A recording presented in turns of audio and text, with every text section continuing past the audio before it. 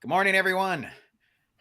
What's Joe up? has returned. Oh, wait. Joe has returned I'm from back. Ibiza, Spain, deep in Ibiza. Oh, it's been fun. It's been fun. But yeah, welcome back, everyone. Is it spring yet? Is it? It is officially spring, and Oh wow, today it's wow. actually going to be 90 degrees here. So we just skipped it. We're just going straight to Whoa. summer. Jeez. Yeah, it was pretty hot yesterday. It was weird. I don't know. It felt good, but it also was just different. Well, Joe, I saw an article that said where you live is the greatest place in California to live. Oh, really, Alameda? Yeah, and so Nice. by default, just because we're both Californians, it's the greatest place on earth to live. So, Oh, I got lucky. I got lucky. I live. It really is. It's a cozy little island. It's pretty amazing. yeah, yeah. Um, just give you guys some quick updates real quick on the channel.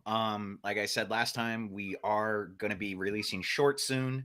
Those will be coming. You'll see a bunch of 1 minute clips. They'll be pretty much daily. You'll see one of those each day coming on. And then the other thing is that the most requested class, the absolute most requested class from our clients, Joe built it. It's Office Essentials. He built out the outline and got everything set and ready, the curriculum and everything like that. We have that class being recorded tomorrow. It was being recorded yesterday, and it should be finished on Thursday. But this class is going to be tentatively titled Office Essentials, but this is going to be all the skills that our clients are telling us their new employees are missing. So if you guys want to get a leg up on getting your getting a new job or anything like that, or having that skill set that employers are looking for, this is going to be the class you definitely don't want to miss out on, because it's going to cover.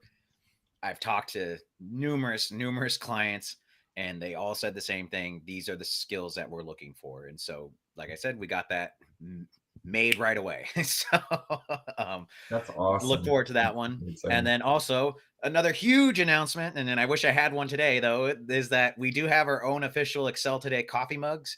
The link to purchase them is in the description. So check them out. It's pretty much just I'm getting one. It's getting sent to me, but I kind of jumped the gun on putting it on here. But they're all set, ready to roll.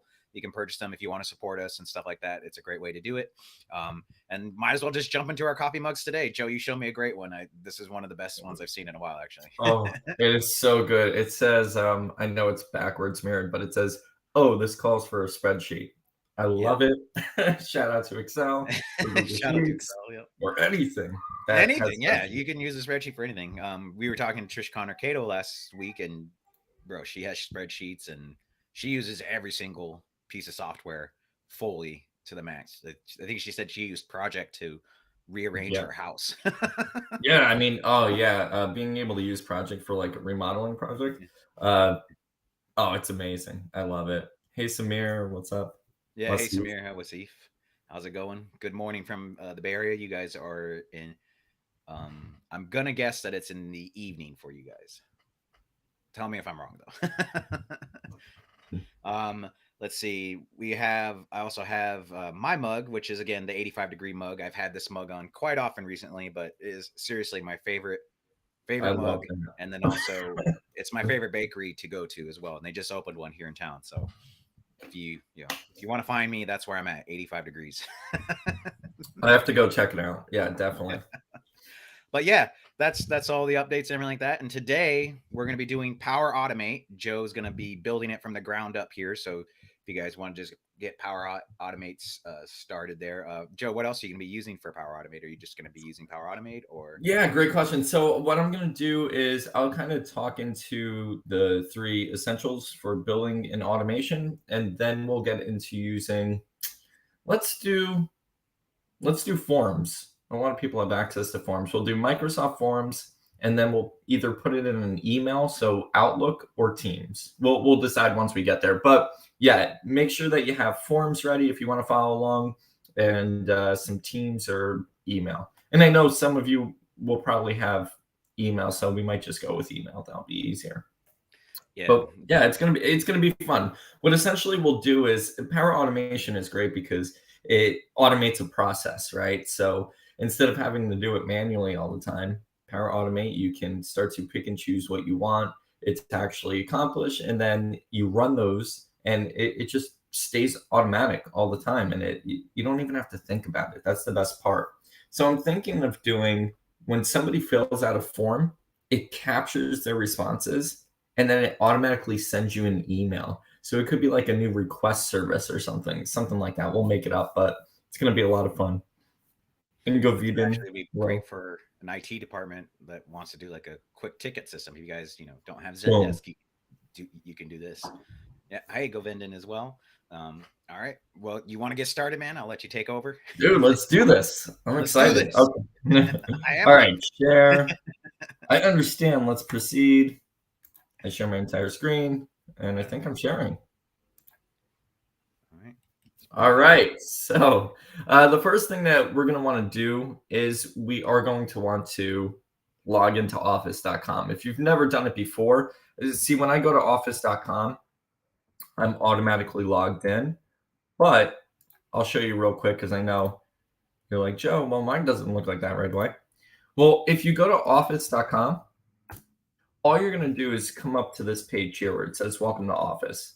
You're then going to sign in using your Outlook credentials, right? So your email and your password.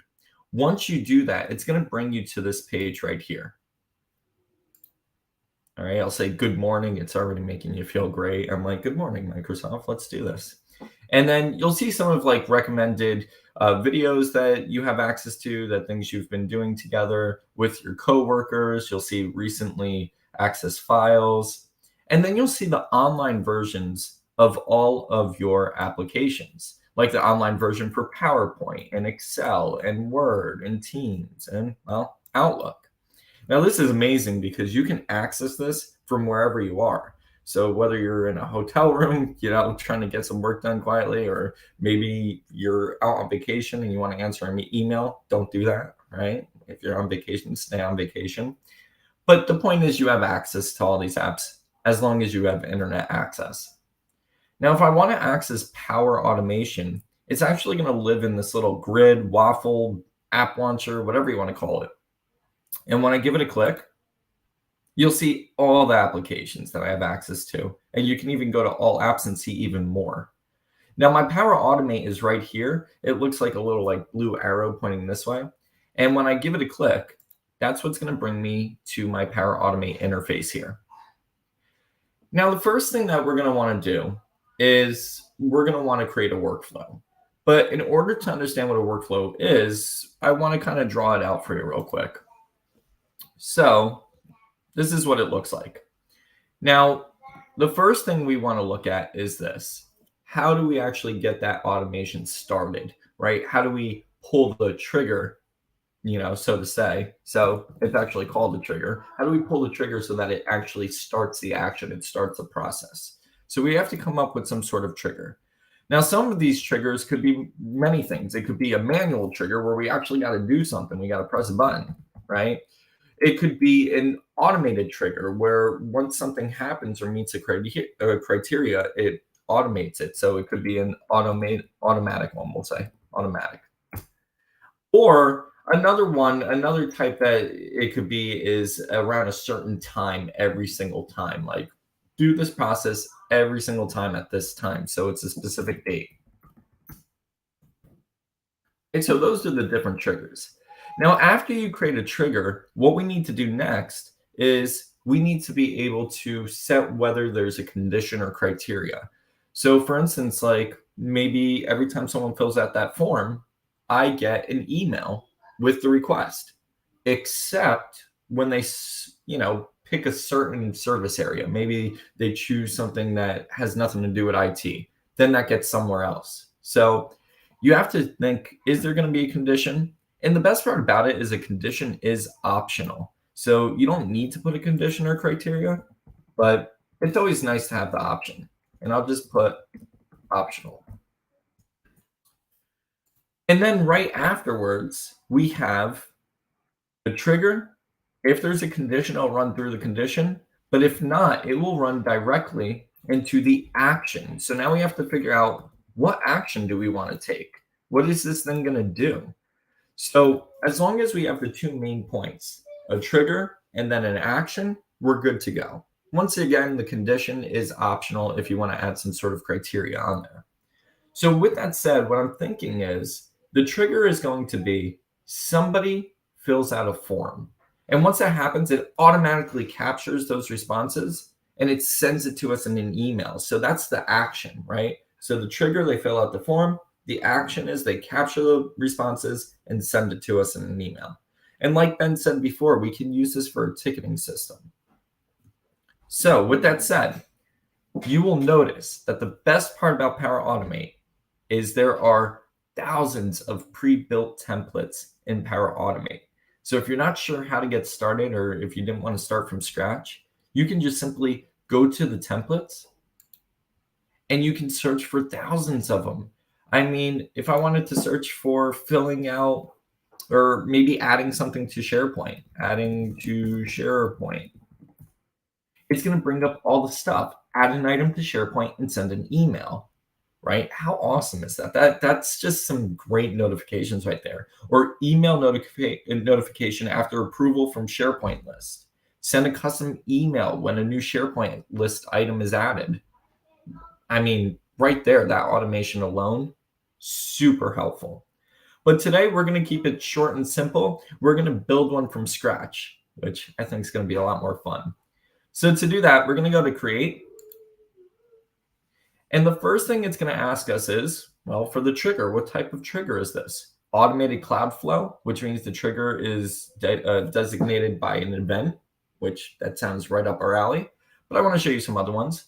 Instant cloud flow, where we manually press something, right? Just like I said before. And schedule flow, right? You choose when and how often it flows, maybe a specific date or a specific time. Now, there's other ones as well that they keep adding, like desktop flows, business process flows, and process advisor flows. I don't really use too many of these, but you're more than welcome to take a look at these, and it gives you a nice description of how they trigger. But for today, we're going to use the automated cloud flow. Now, the first thing it's going to ask you to do is build the flow name. Like, what do you want to name this? And I'm going to use Ben's example because I think it's a great one. Ticket request, something like that, right? So ticket request. Now it's going to say choose your flows trigger. Now there's many different triggers you can go through. You'll see there's tons of them. And what I love about Power Automate is it tells you right underneath what application it's dealing with, because all the applications are available. You can do a trigger for Excel. You can do a trigger for Planner. You can do a trigger for Gmail if you wanted to. It's not even Microsoft, but you can do it. So I want to make sure that whenever somebody fills out the form, which I know it's the first one right here, when a new response is submitted in Microsoft Forms, what I can do is I can actually search all the triggers. So it makes this list smaller, right? So I'm going to do forms. And then it's going to show me all the different forms. Maybe you don't use Microsoft Forms. Maybe you use this one. Or maybe you use this one, Captisa, right? That's the best part, is that it's integrated with so many outside Microsoft tools. It's just amazing. And I'm thinking, well, yeah, I have this first one here. That's what I want. When a new response is submitted in Microsoft Forms, that's going to trigger this event. So I'll click the little trigger and I'll click create. Now, before I do this, though, it is important to know that you're going to want to get everything prepared first. See, if I click create right now, it's going to say, well, Joe, what form do you want to use?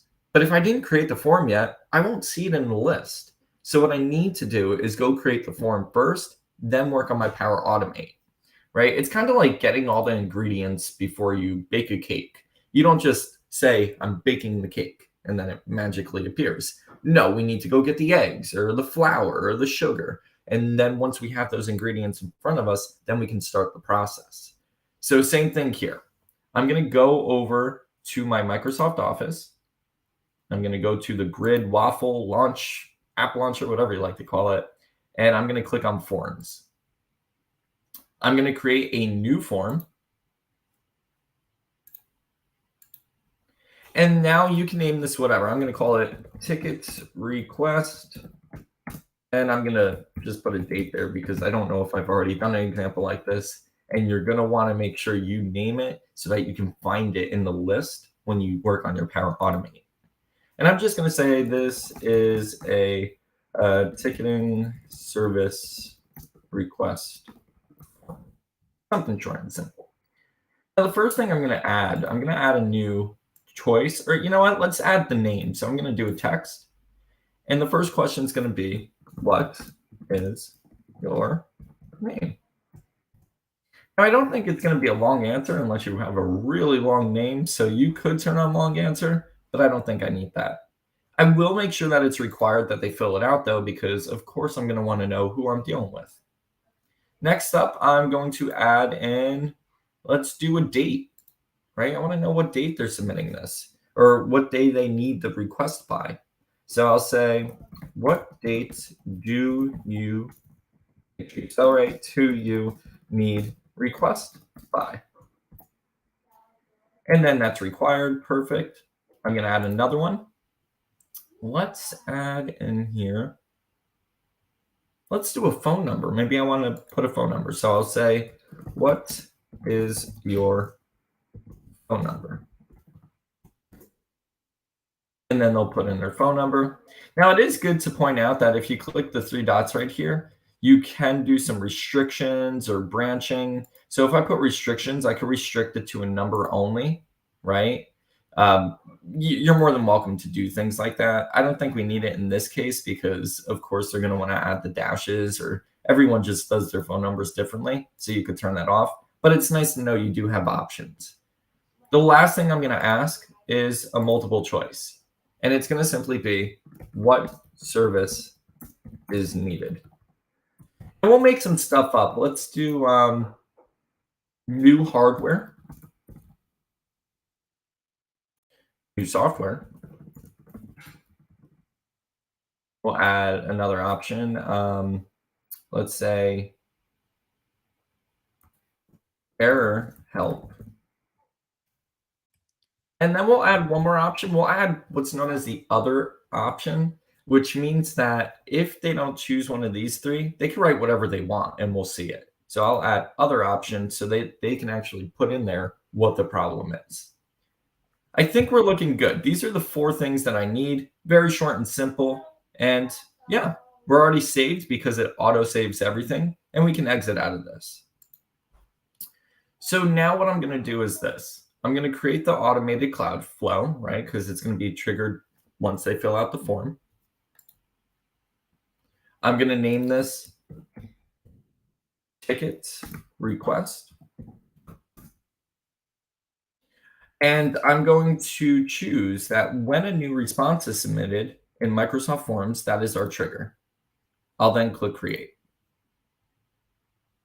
So now we see right away we have our response submit. Now it says that there's a test connection failed. So, you know, something's happening with my connection to Forms. So if this ever happens to you, you just have to, put in the connection here. You'll see my connections. It's saying I'm not connected for some reason.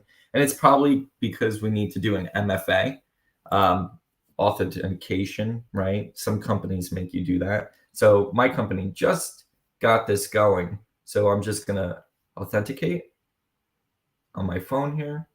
And there we go. It's always fun to see that in real time, right? If that ever pops up for you, just know that it's just a connection. You need to make sure you're signed into all your apps, Forms, Excel, Word, or else it won't work. Now that I'm in here, it should be that I'm connected. Oop, looking great. And now I'm going to pick the form. So I'm going to click the drop down and I'm going to pick that form that I just created. So it should be somewhere here, and ticket request for 7. See how good it is to do the naming convention? You want to make sure you name it so you don't lose it. There's a lot of forms to choose from.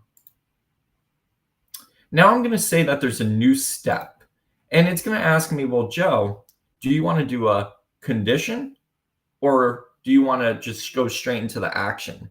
And I'm thinking for this one, we don't need a condition. So we're going to skip it and we're going to go straight into the action. So when a response is submitted, what do I need to do? Well, I actually need to capture it first. Before I even think about sending it to the email, I need to capture whatever they responded. So I'm going to search for an action in Forms. I'm going to type in Forms. And it's going to show me all of the forms that I have. all the form actions. And I see here that the one form action that I want is to get the response details. I want to capture those. So I'm going to click on that. Now it's going to ask me for the form ID again. So we're just going to click and choose that same form. It's in alphabetical order. And it's funny, the response ID is actually going to be the response ID. I know it sounds funny. All it's saying is that it's going to take the responses in that order, the 4 questions that we had, and it's going to capture them in that order. So the response ID is, you'll see once you click here, the response ID. I know it's a funny world we live in. So that one's pretty easy. Now we're going to click on next or new step or next step, whatever you like to call it. And we're going to say that after we get the response details, now I want to put it into an email. So I want to send an email. Now I'm using Outlook, but you could type in Gmail, you could type in whatever mail you use. Since I use Outlook, I will search for Outlook 365. And now I'm going to choose something here, like send an email. You could delete a contact. You could delete an email, create an event with this information. So much stuff. Now, if you notice, there is like a V2, V4, things like that. That's just the version. They're constantly updating these things. So, for instance, send an email. This is the second version of that button. So something must have been buggy in it, or somebody wanted you to add something, so they updated it.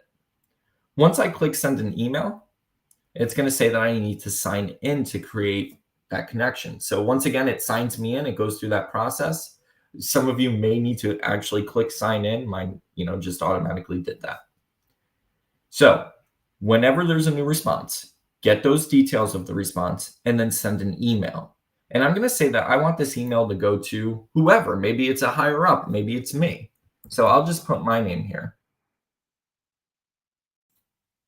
Now the subject is going to be whatever I want it to be. But the best part is that if you click into subject, we now have something known as dynamic content, which means it can pull the answers from those questions we created into this email.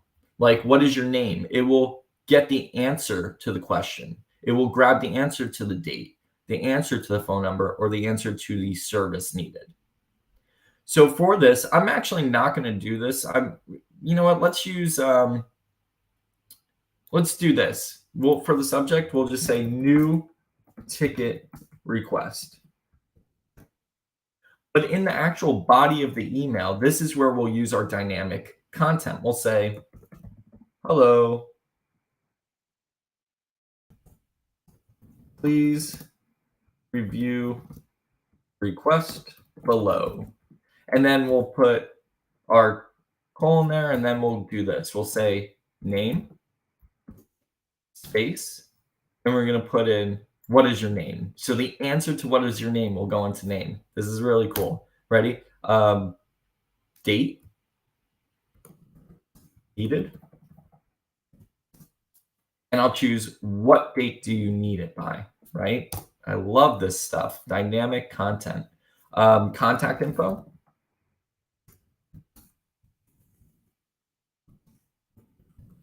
Now there's 2 things here. We didn't ask for an email, but the minute that they submitted it, you will get the responder's email from when they submitted the form. It actually captures that from forms on its own. So when we put in contact info, we can not only just put in the phone number, but we can also put in the responder's email, right? How awesome is that? So we'll have the contact information and the responder's email. If you didn't want the responder's email, you don't need to do that. You can just click the X. Or if you wanted it in order, right, or something like that, email, you're more than welcome to do that. Up to you. I'm not going to put the email in. I don't need it, but it's just good that there's a response there to have that.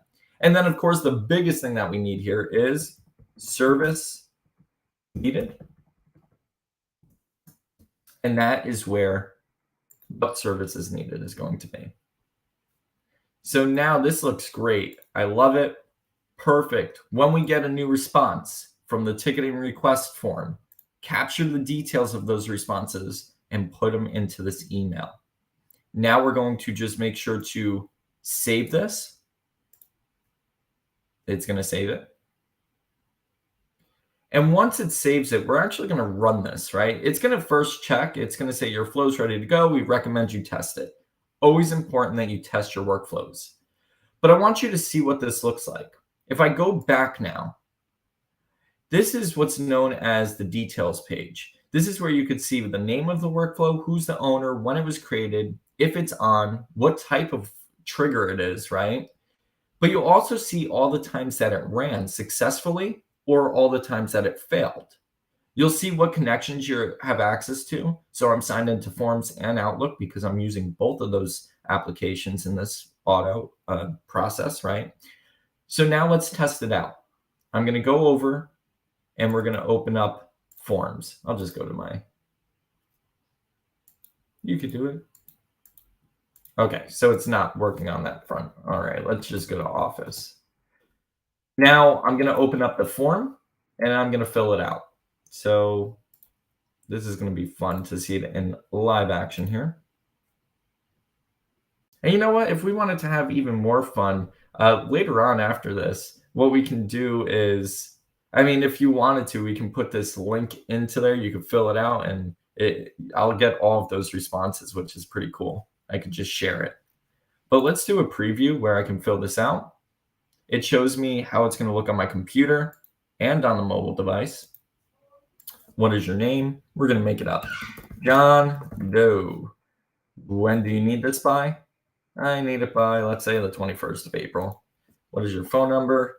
Let's do a nice, good old-fashioned New Jersey number because, well, you all know I'm already from there, right?